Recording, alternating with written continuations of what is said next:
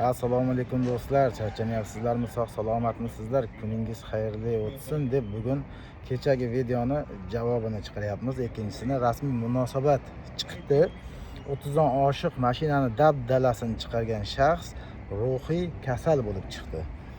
Xo'p, joriy yilning 11-iyun kuni taxminan soat 21:34 larda 1982-yilda tug'ilgan R.Yu ruhiy asab kasalliklari shifoxonasida ro'yxatda turuvchi, o'zining boshqaruvidagi davlat raqam belgisi 10H334CB bo'lgan Cobalt rusumli avtomashinada Yakkasaroy tumani Shota Rustaveli ko'chasi bo'ylab yo'l harakat qoidalarini buzgan holda o'zgalar hayotini xavf ostiga qo'yib harakatlangan. Ko'rilgan tezkor chora-tadbirlar natijasida ushbu fuqaro tomonidan boshqa fuqarolarga zarar yetkazilishining oldini olish maqsadida IO xodimlari tomonidan tabel qurolidan foydalanib ogohlantirishdan so'ng avtomobil g'ildiragiga o'q uzish orqali to'xtatilgan va keyin noqonuniy harakatlariga chek qo'yilgan. Xullas, meni bir dunyo gaplarim bor edi. O'zi bu odam pivo festivalidan chiqmaganmi, biron narsa chakib olmaganmikin degan gumonlarim ham bor edi. Bir dunyo gaplarim bor edi to'g'risi, chunki kecha qisqagina qilib fikrimni bildirib o'tib ketgandim. Bugun ham qisqa fikr bildirib o'tib ketaman. Ya'ni jonli efir bo'lganda edi, to'liq batafsil fikrlarimni bildirardim. O'zi mana shu jarimalar shunchalik hozir otni kallasida jarimalar bo'lgan payti, jarima ballari to'planayotgan payti ham mana shunaqangi yo'l harakatini o'ta qo'pol buzuvchi avtoterrorchilar hali ham borligi juda ham achinarli holat va bu jarimalar bilan bularni tuzatib bo'lmaydi menimcha deb turib kecha ham aytib o'tgandim. Men bundan oldin ham aytgandim. Jarimalar bilan bu avtoterrorchilarni to'xtatib bo'lmaydi va bundan tashqari bizda yo'lovchilar ham mana shu yo'l harakat qoidalariga amal qilishmaydi ko'pchilik holatlarda ko'ramiz.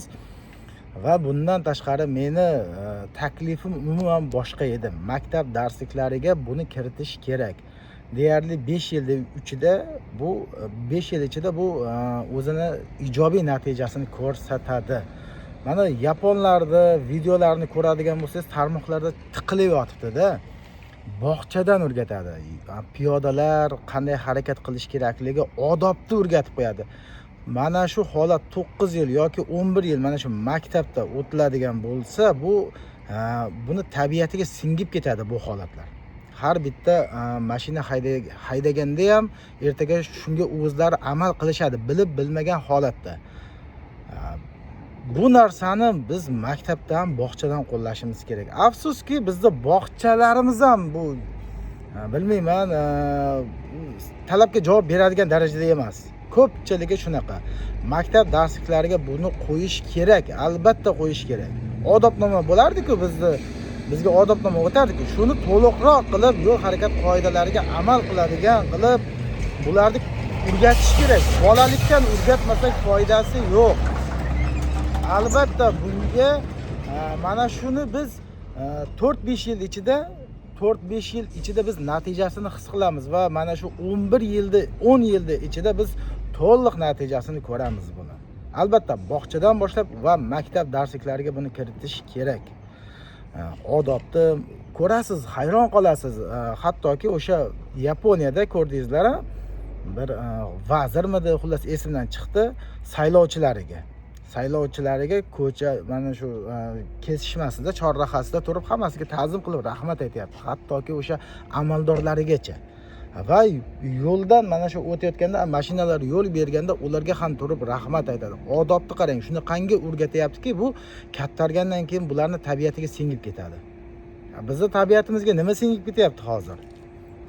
Mana shu ta'limga shuni kirg'izish kerak meni nazarimda. Buni mutaxassislar to'liqroq qilib yetkazib berishsa-da buni yaxshi bo'lardi. Hammalaringizga rahmat. Keyingi videolarda ko'rishguncha salomat bo'ling.